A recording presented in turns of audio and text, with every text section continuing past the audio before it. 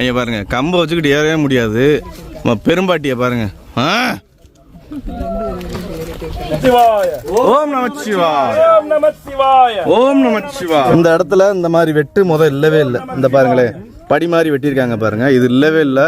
இது இப்போ வெட்டினா வெட்டு மேலே வெட்டியிருக்காங்க பாருங்க. இதில் இந்த கல்லில் வந்து பெரிய பெரிய கடப்பாறை கம்பிகளை அப்படியே சொருகி வச்சிருப்பாங்க. அதோட பேலன்ஸ்ல தான் நம்ம ஏற போறோம்.